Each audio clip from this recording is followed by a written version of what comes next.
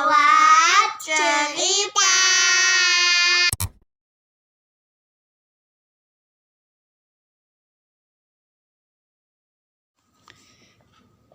Assalamualaikum adik-adik yang dirahmati Allah.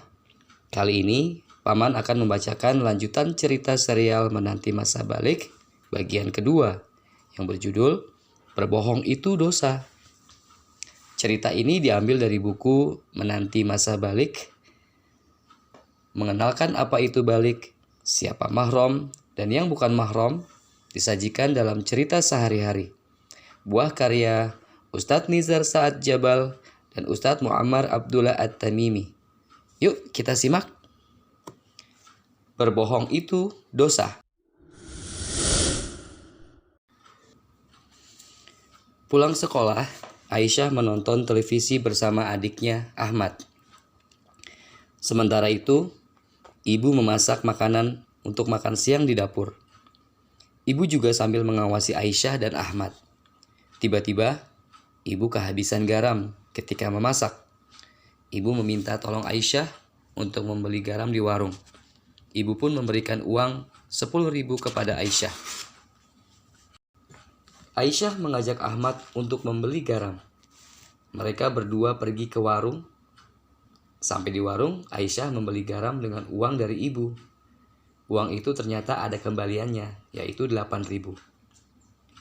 Aisyah melihat es krim di lemari es. Tiba-tiba, Aisyah ingin membeli es krim itu menggunakan uang kembalian. Ahmad mau es krim? Tanya Aisyah. Ahmad menjawab, mau kak, tapi kita kan gak punya uang. Pakai uang kembalian garam saja. Kalau ibu tanya, bilang aja uangnya kita sedekahkan kepada pengemis itu, ucap Aisyah sambil menunjuk pengemis yang duduk di samping warung. Oh begitu ya kak, oke deh, ujar Ahmad. Akhirnya mereka membeli 2 bungkus es krim seharga 7.000 rupiah.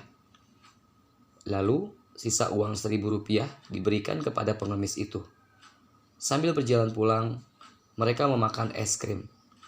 Aisyah selalu mengingatkan Ahmad agar berbicara seperti yang telah disepakati jika ditanya oleh ibu. Aisyah memberikan garam kepada ibu di dapur. Sambil berkata, ibu, ini garamnya. Oh iya, bu, kembaliannya Aisyah berikan kepada pengemis di depan warung. Kasihan pengemis itu, ya kan Ahmad? Ucap Aisyah sambil memandang Ahmad. Iya bu, kasihan pengemis itu, kata Ahmad sambil menganggukkan kepala. Masya Allah, pintar sekali ya anak ibu. Anak muslim memang harus seperti itu, punya rasa kasihan kepada yang membutuhkan. Puji ibu kepada Aisyah dan Ahmad. Akan tetapi, ibu merasa ada yang aneh. Ibu melihat noda coklat di kaos kuning yang dipakai Ahmad. Ibu juga melihat bekas es krim di bibir Aisyah. Oh iya, ibu membuat es krim coklat yang lezat, tapi khusus untuk ibu dan Kak Faiza saja, ucap ibu. Kok untuk ibu dan Kak Faiza saja? Kami juga mau bu, protes Aisyah dan Ahmad. Kalian sudah makan es krim kan tadi di warung, kata ibu.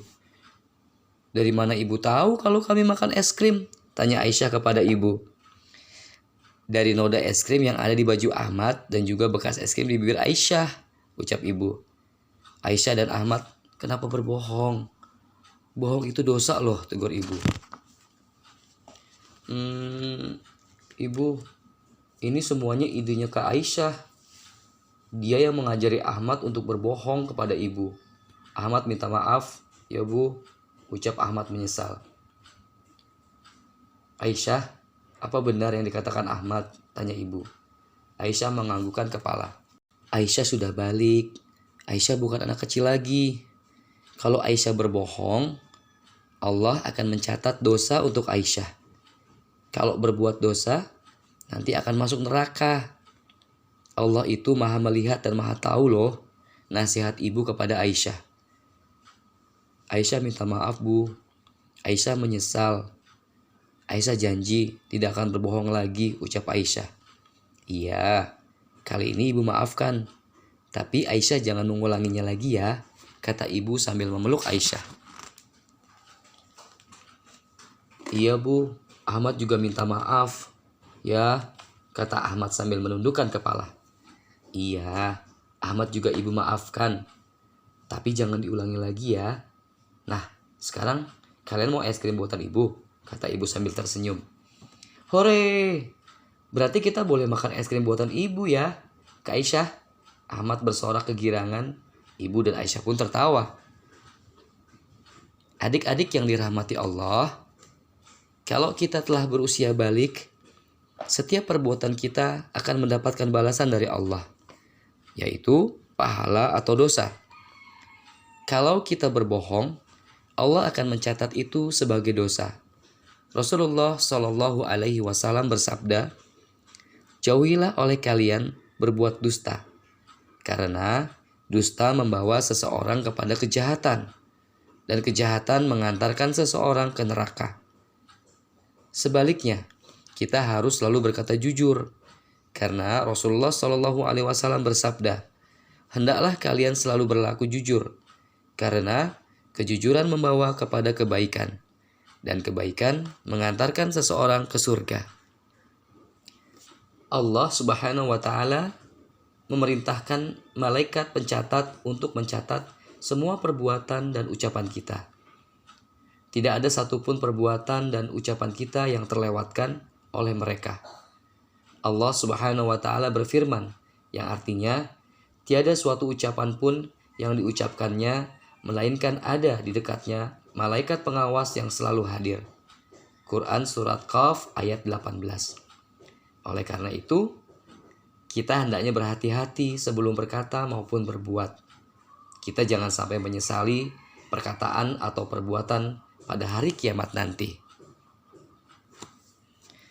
Baik, sampai di sini dulu adik-adik. Nantikan ya kelanjutan dari cerita ini di channel Lewat Cerita. Dan subscribe agar tidak ketinggalan cerita-cerita seru selanjutnya. Sampai jumpa. Assalamualaikum.